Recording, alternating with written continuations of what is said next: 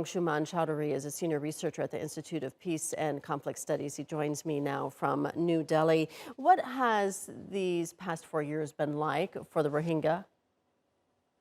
One of the key features of the past 4 years for the Rohingya has been to rebuild their lives after the extraordinary levels of violence that they faced, both inside Rakhine state and those who were displaced to Bangladesh and who have been living in the refugee camps. The other sort of key feature of the past 4 years for them has been to find a sense of justice for what happened. And to that end, many Rohingya representatives have been mobilizing international opinion to do that. And we have also seen that the International Criminal Court and the International Court of Justice both have taken up cases pertaining to the Rohingya genocide.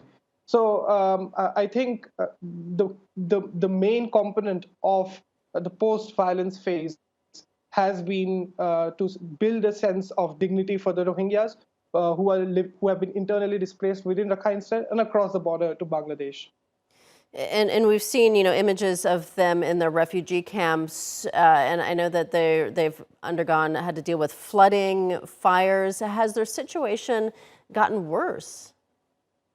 In some ways, yes, because what we have seen, as you said, flooding and fires, we have seen a lot of extreme climate events, also cyclones, which have wrecked these Rohingya camps in Bangladesh time and again since the last 4 years, right?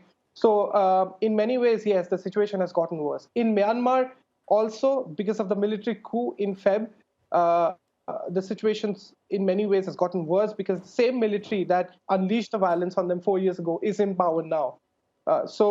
Yes, but also at the same time, I would say that we have recently seen the parallel civilian government, which was formed by the deposed lawmakers after the coup, have released a statement recognizing the term Rohingya and recognizing that there was a genocide against them.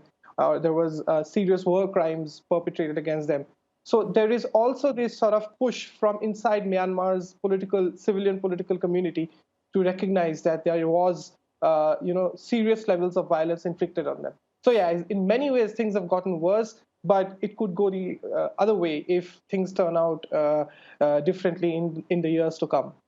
Despite efforts to recognize what's happened to the Rohingya as a genocide, why does it seem like the international community has largely ignored the Rohingya crisis, and what more can be done?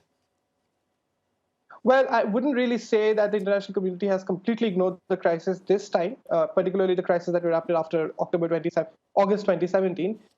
Because after all, we are seeing a case at the International Court of Justice. There's an investigation going on at the International Criminal Court. There has been extraordinary levels of international media attention on the crisis, right? But yes, in general, it hasn't got as much attention at places it should have because of a few reasons. Firstly, all the strong resolutions that were tabled at the UN Security Council were vetoed down by China. And China is a firm supporter of the Myanmar government, including the former Suu Kyi government. So we did not see any concrete action from the Security Council on that front.